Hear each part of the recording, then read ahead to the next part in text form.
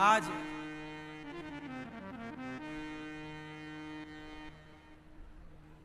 अहमदाबाद में एक बड़ी दुखद घटना घट गई। लंदन जाने वाली एक फ्लाइट क्रैश हो गई आज 1:30 बजे। 240-50 के लगभग लोग जल गए,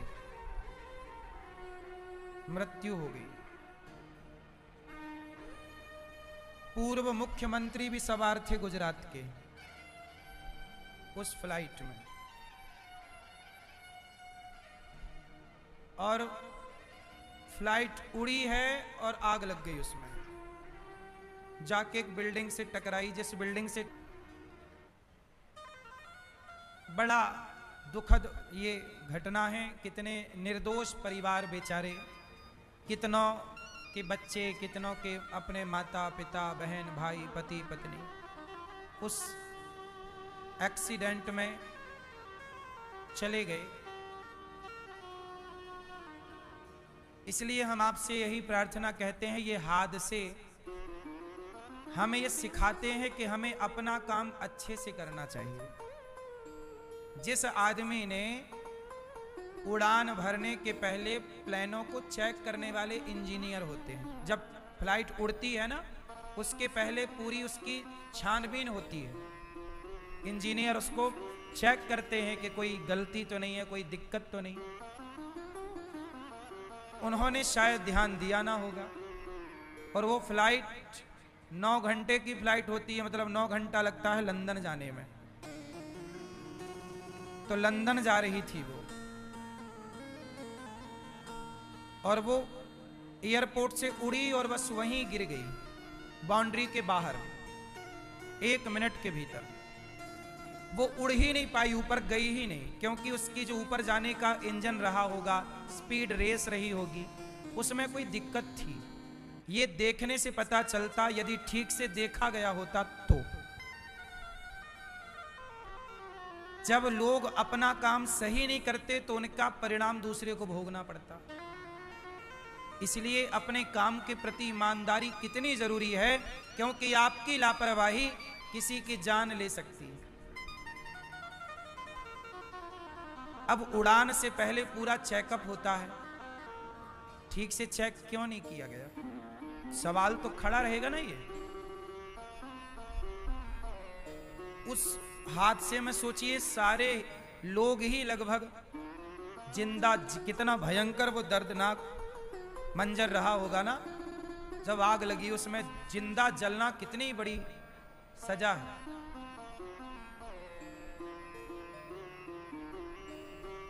बड़ा दुखद है ये, डराने वाले हैं ये हादसे। भगवान से हम यही प्रार्थना करेंगे कि उनके उस फ्लाइट में जितने भी यात्री थे सब भगवत धाम जाएं और सब भगवान की कृपा को प्राप्त करें, और उनके परिवार को ये दुख सुन करके सहन करने की शक्ति भगवान उन्हें अवश्य दें। यही भगवान जी से प्रार्थना, क्योंकि ये तकलीफ सही नहीं जाती। जिन्होंने उनमें से अपनों को खोया होगा, बड़ा दुखद और दर्दनाक। गलती ना हो, अपने अपने काम को प्रत्येक व्यक्ति ईमानदारी से करे, तो ये हादसे हो ही ना। अब कई बार ट्रेन टकरा जाती है, ट्रेन टकरा गई आपस में। अब ये बताओ ट्रेन टकराई कैसे? जो वहां पर बैठा है सिग्नल देने वाला, यदि वो गलत सिग्नल देगा तब टकराएगी, सही सिग्नल देगा तो टकराने की संभावना है ही नहीं। इतनी बढ़िया व्यवस्थाएं बनी हुई हैं, सबका रूट निर्धारित है। एक व्यक्ति की लापरवाही होती है, वो सिग्नल देना भूल जाता है या सो जाता होगा, भगवान जाने, गलत सिग्नल दे दिया। एक ही ट्रैक पर 2 ट्रेन आ गई, आमने सामने टकरा गई। कितना बार ऐसा हुआ, और निर्दोष लोग मारे गए। आपकी एक जरा सी गलती कितना बड़ा नुकसान कर सकती है, ये सबक है। इसलिए कहता हूं कि अपना काम बड़ी ईमानदारी से करो। जो काम दिया गया है ईमानदारी से। लापरवाही आप तो कर लेंगे, लेकिन उसका परिणाम वो निर्दोष लोग भोगेंगे जिनका कोई कसूर था ही नहीं।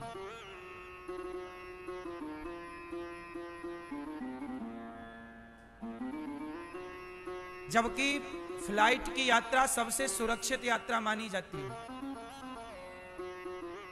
लाखों फ्लाइटें रोज उड़ती हैं पूरी दुनिया में, लाखों, हाँ या ना, नेशनल इंटरनेशनल। पर हादसे कहीं कभी सुने जाते हैं, रोज नहीं होता। तब होता है जब कोई लापरवाही, जैसे आज लापरवाही हो गई।